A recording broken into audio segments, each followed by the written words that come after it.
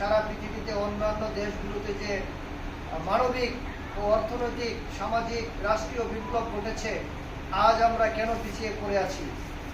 আমরা বলতে চাই, উক্ত নেপাল কমিটিকে সংশোধন করে একটি স্বাধীন নিরপেক্ষ কমিটি যথাসময়ে নির্বাচনের জন্য সরকারের দিকে তাকিয়ে থাকতে হবে না, যথাসময়ে নির্বাচন পরিচালনা করবে।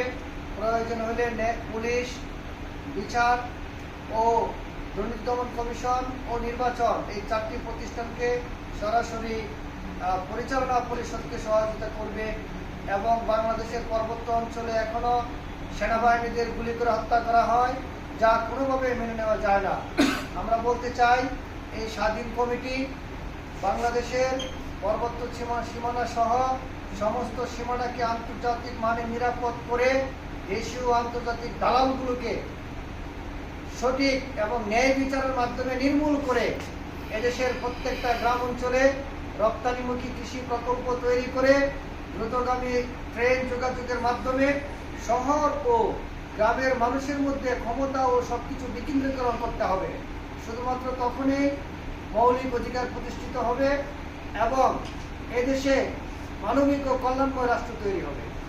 বাংলাদেশ ছাত্র জনতা পার্টি 54 বছরের ইতিহাসে বহুত ভালো ভালো কথাগুলো বলা হয়ে গিয়েছে। আমরা কথা বলার সাথে সাথে কাজ শুরু করে দিয়েছি। আমরা আপনাদেরকে অনুরোধ রাখবো, মায়ের শরীরে যেহেতু বাদামের চোষা ফেলতে পারবেন না, মায়ের শরীরে যেহেতু সিগারেটের অবশিষ্ট অংশ ফেলতে পারবেন না, আসুন আজ থেকে এই মুহূর্তে থেকেই আমরা শুরু করেছি, আপনারাও শুরু করুন। দেশের ভিতরে যেখানে যে অবস্থায় আছেন এখনই শুরু করুন। দেশটাকে মায়ের মতো ভালোবেসে আপনারা কিভাবে দেশটাকে একটি উন্নত কান্ট্রিতে একটি মানবিক ও কল্যাণময় রাষ্ট্র তৈরি করা যায়, যেখানে দর্শন থাকবে না, ক্ষুধা থাকবে না, দারিদ্রতা থাকবে না, অশিক্ষা থাকবে না, কুসংস্কার থাকবে না। যেভাবে পৃথিবীর অন্যান্য দেশগুলো চলছে, আমরা মনে করি বাংলাদেশের মানুষের অবদান নাসা থেকে মাছা সব জায়গায় আছে। এই বাঙালি পৃথিবীর বিভিন্ন দেশে যে অনেক ভালো ভালো ইউনিভার্সিটিতে প্রফেসরগিরি করছে, লেকচার দিচ্ছে, মানুষের মতো মানুষ তৈরি করছে, শিক্ষকের মতো ভালো শিক্ষক তারা হচ্ছে।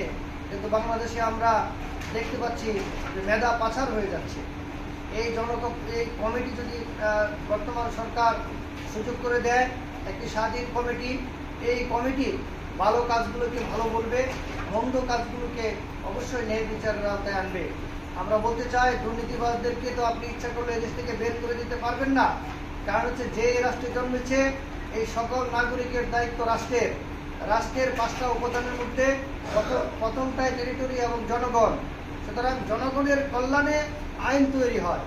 আমরা বলতে চাই, রাষ্ট্রের দায়িত্ব যিনি কানা হয়ে জন্মগ্রহণ করেছেন, যিনি বিকলাঙ্গ হয়ে জন্মগ্রহণ করেছেন, তাকেও প্রতিষ্ঠিত করা রাষ্ট্রের দায়িত্ব। আমরা বাংলাদেশ ছাত্র জনতা পার্টি 71, 51 তথা সর্বশেষ জুলাই আগস্টের বিপ্লবী চেতনায় বিশ্বাসী।